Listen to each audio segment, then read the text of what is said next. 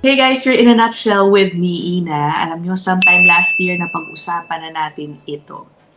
And I was hoping that this time around, lalo na't may bagong elected na Prime Minister, may bago siyang gabinete, na mas klaro na ang plano ng Canada, ng gobyerno, tungkol dito nga sa pag-uusapan natin ngayon. Yung sinasabing milyong temporary residents na makikitang mag-e-expire ang kanilang mga status, expired visas. Ang sinasabi last year, ang estimate ay from September 2024 until the end of 2025, about 5 million temporary residents ang makikitang mawawala ng status, mag-expire nga ang kanilang mga visas. Noong tinanong 6 months ago, si former Immigration Minister Mark Miller tungkol dyan, ano ang plano? How will you ensure, yan ang tanong sa kanya, no? Na yung mga mawawala, mag-expire ang status ay aalis ng Canada. Kasi guys, take note, no? Yan po ang sinasabing plano ng Canada. Bawasan ang temporary resident population dito. Okay, sige, balikan natin yung exchange na yan na nangyari again several months ago. No? Minister, your department tabled documents with Parliament that show that 4.9 million visas are going to expire between September 2024 and December 2025. How will we know how many of those actually wind up leaving? As you noted, MP Kamich, when people come here, in many of their visa documents, they undertake to leave. As part of the levels plan, there will be some visas that are temporary in nature that will not be renewed, and those people, when they undertook to come here, will be expected to leave, and that is simply a fact. They will be expected to leave. Okay, yun yung sinasabi noon. Medyo some people were disappointed to hear that. Kasi sinasabi nila, so ganun lang. Ganun lang kasimple, no? Kapag nag-expire ang status ng isang tao, ina-expect na lang ng government na kusa silang uuwi. That's simple. Siyempre yung iba, it's not supposed to be like that. There must be some sort of enforcement, diba? Monitoring at the very least. Monitoring sa, anong ginagawa ng mga taong to kung sila nga ay mawala ng status. Maari din naman kasi na yung iba makahanap ng ibang uri ng permit. Diba? Pwede rin yan. Sabihin na lang nila kung ganon. Nonetheless, again, ang hinahanap lang naman po dito ay transparency sa sitwasyon. Hindi po ba? Kaya nung narinig yan na sinabi ni Mark Miller, a lot of people were commenting na baka hindi rin makita yung sinasabing pagbabawas ng temporary residents kung hindi naman pala didikdikin yung pag-alis ng mga ito, kumbaga. No? Pero sige, tuloy natin to. We'll have to monitor that carefully. There are many measures within our department to monitor these things, but it's one that, given the volume... Sige, cut na natin dyan. Sinabi niya, IRCC to, no? Immigration Minister, that they have monitoring systems in place. Kailangan daw nila yan i-monitor closely. O sige, ngayon fast forward na tayo sa kasalukuyang leadership ni Mark Carney, who has appointed a new immigration minister, si Laina Diab. Tinanong din siya. Grabe, no? Over the past week, para siyang ginigisa sa parliament. Ginigisa ng iba't ibang members of parliament tungkol sa iba't ibang issue sa immigration. Okay. Pero tinanong siya specifically, or actually hindi tinanong directly in this first clip that I will show you. Binring up yung idea na, meron nga ngayong milyong-milyong inaasahang mag-expire ang mga visa, and yet wala kayong pinapakitang klarong plano hanggang ngayon kung ano ang gagawin ninyo sa kanila. Okay, let's play this first. They're capping Mr. Speaker, despite the Liberals promising Canadians that they're capping immigration, here are the facts. They added over 500,000 more international students. They approved nearly 180,000 more temporary foreign workers. And now we have millions in our country with expired or expiring visas and no plan on how they'll leave.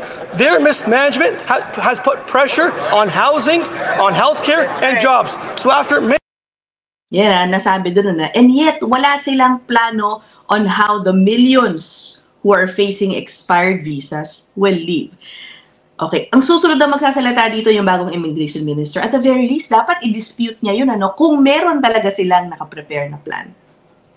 Missing their own targets to lower immigration and losing control of the system, why should Canadians believe them anymore? Yeah, that's right. The Honourable Minister of Immigration, Refugees and Citizenship. Mr. Speaker, international students are vital to Canada. Just go ask any of our provinces and any of our institutions.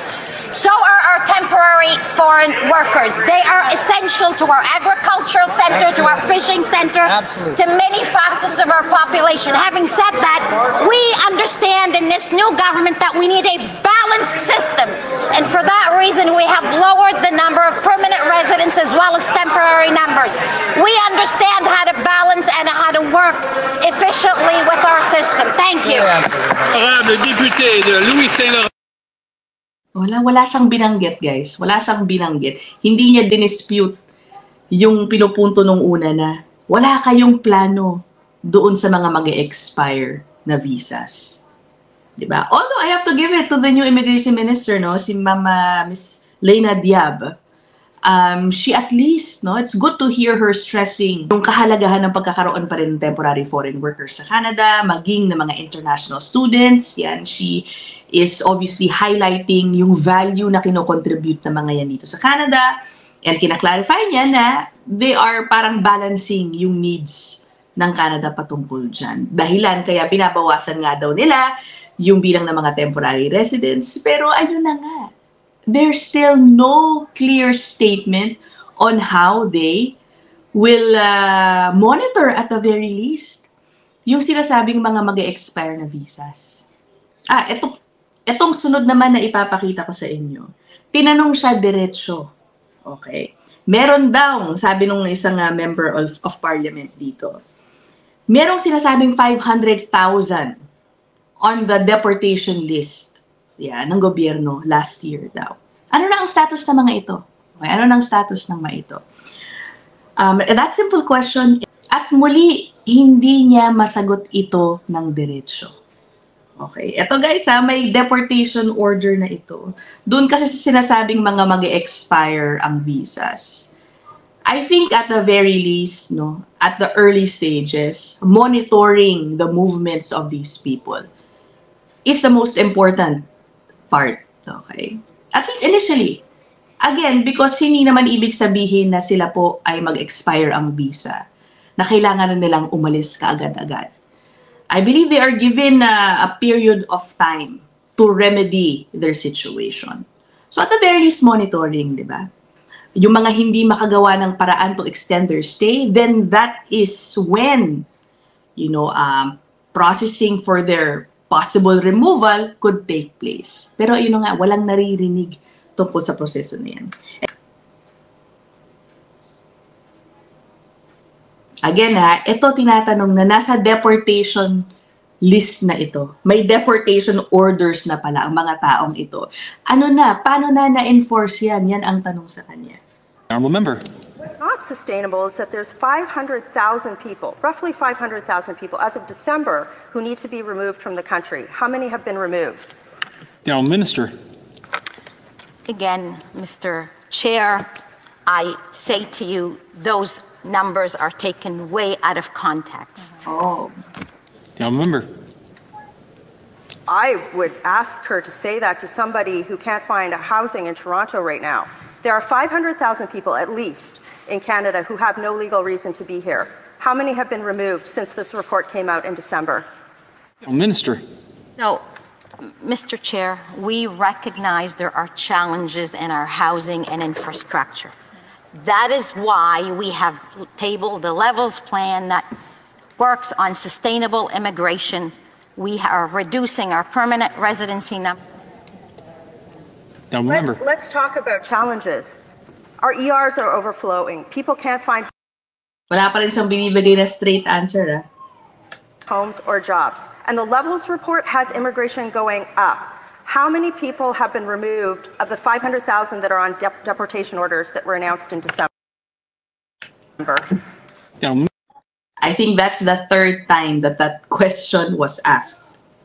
Minister. Mr. Chair, to be clear, when people's visa expire, they are expected to leave the country. Did you hear that? It's the same answer, basically, na sinabi ni former Immigration Minister Mark Miller. Ang sabi niya, to Mr. Chair, to be clear, when people's visa expire, they are expected to leave the country. Again, as if it is that simple. Obviously, it's not always the case because there is a community of undocumented people here in Canada. Kung totoong sinasabi niya that people are expected to leave, that, they will just leave. No, it doesn't just happen like that. It doesn't happen just like that. Okay, because there are undocumented people here in Canada. Mr. Chair, to be clear, when people's visa expire, they are expected to leave the country. That is a question for CBSA and the Minister of Public. Honorable member. Not leaving. Pinasa pa ngayon sa CBSA. Okay, CBSA, I think, it's the enforcement arm of the IRCC. Ang IRCC, comes up with policy. Nonetheless, I am sure dapat involved rin sila at the very least aware of the plan that will be carried out by its enforcement arm on these issues, which in this case is a CBSA.